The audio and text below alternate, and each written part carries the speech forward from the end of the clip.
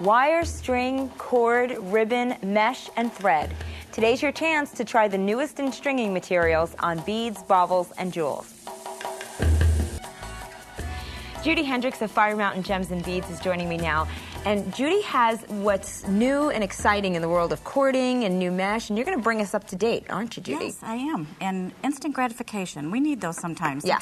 Sometimes. Yes, to get us going. This is a product that I just don't think has reached its potential yet. It looks like a flat ribbon, but it's actually wire mesh.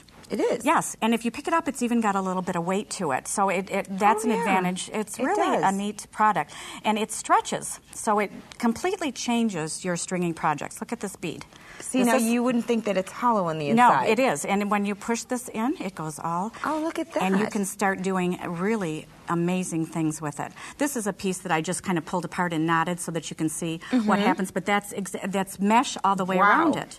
So you can take a simple strung project and completely change it like we've done here. Now, does it come in all these colors? All kinds of colors. There's a great range of colors, and I think that's an advantage because you can either make it show and make it part of your design element, or make it not show and say, how did that happen? How did you do that?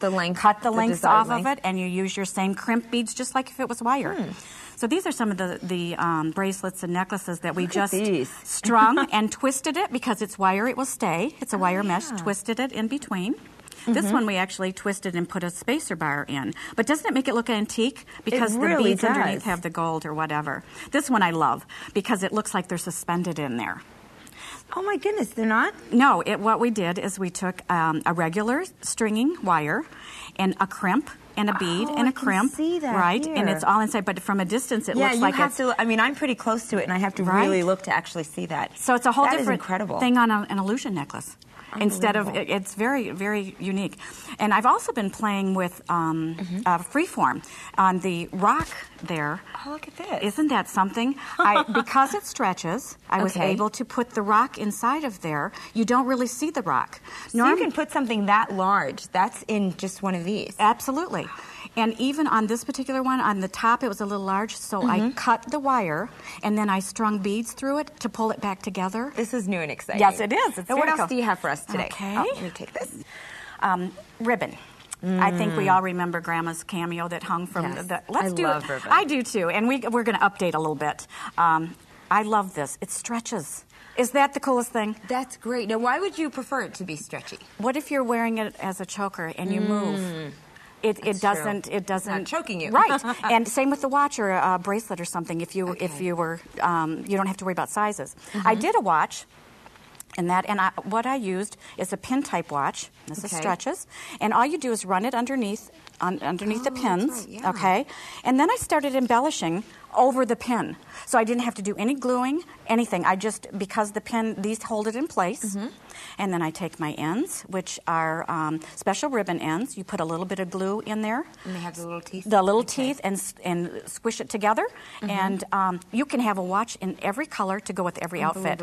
Is that cool or what? It is cool. Now, this is just another take on that. You see the ID bracelets that everybody wears? They change all the time. I took the same idea and drew up just a real quick little peyote pattern, but look, it comes off. Oh, so if you have a bunch of these already strung with the ends... Charles initials. Exactly. You can make a very neat. And this is the combination of the beads and the ribbon. Right. Fast. If you needed a necklace really quickly, you take your ribbon on either side. All I had to do was string this portion in 5 minutes and put the ends on, and I have a necklace and ready to go. Instead of having to go to the store and purchase one. Exactly. And then that watch that you have there too? Isn't that gorgeous? I just love that. I showed that with this one. Oh, good. Perfect. Okay. Ooh, ribbon. Yes, this is more ribbon. This is organza. Okay. It comes in all different widths, and I decided to try and make a brooch with this one.